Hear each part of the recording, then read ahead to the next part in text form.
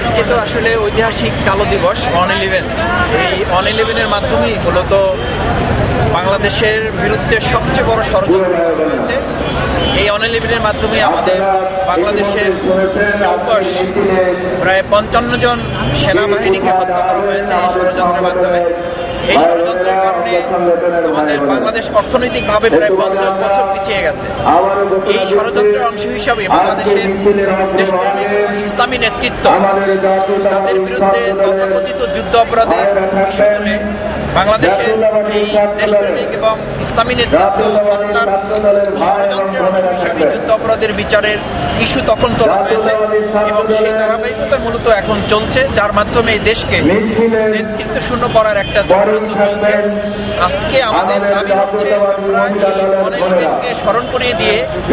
আগামী দিনে যাতে এরকম আর কোন ষড়যন্ত্রকারী বাংলাদেশের বিরুদ্ধে ষড়যন্ত্র করে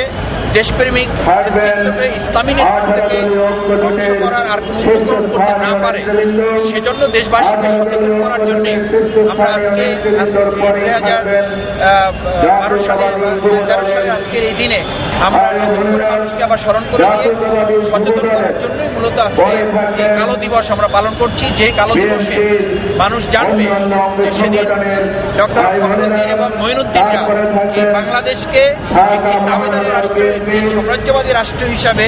পরিগণিত করার জন্য, বাংলাদেশকে একটা গোলামী রাষ্ট্রে পরিণত করার জন্য, এই দেশের স্বাধীনতা সার্বভৌমত্ব বিক্রি করে দেওয়ার জন্য, এই দেশকে একটা গণতন্ত্রে পরিণত করার জন্য তারা যে ষড়যন্ত্র করেছিল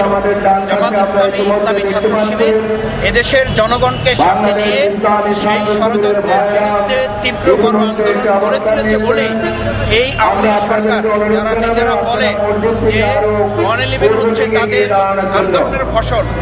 সেই আন্দোলনের ফসলকারীরাই আজকে মূলত নতুন করে আরেকটা 1/11 নিয়ে আসার জন্য, আরেকটা 1/11 নিয়ে এসে তাদের অবৈধ কর্মকাণ্ডগুলো থেকে নিজেদেরকে রক্ষা করার জন্যই বিগত দিনে যেমন 1/11 করে নিজেদেরকে অবৈধ কাজগুলোকে তারা বৈধতা দিয়েছে, আগামী দিনে তারা এরকম একটা ষড়যন্ত্র করতে চায়, যেরকম ষড়যন্ত্রের মাধ্যমে নতুন আর একটা 1/11 করে তাদের অবৈধ কর্মকাণ্ডগুলো তারা দূর করে দেশবাসীকে আবার একটা ষড়যন্ত্রের মধ্যে তারা ফেলে দিবে। সেজন্য আমরা মনে করি বাংলাদেশ জামাত ইসলামী, ইসলামী ছাত্র শিবির এই দেশের দেশপ্রেমিক মানুষের সংগঠন, জনগণের সংগঠন। আমরা টিপাইমুখবাসীদের বিরুদ্ধে কথা বলেছি, আমরা এদেশের বিরুদ্ধে যারা ষড়যন্ত্র করে তাদের বিরুদ্ধে কথা বলেছি। বিশেষ করে বাংলাদেশ জামাত ইসলামী এবং ইসলামী ছাত্র শিবিরকে আদর্শিকভাবে, রাজনৈতিকভাবে মোকাবেলা করতে ব্যর্থ হয়েই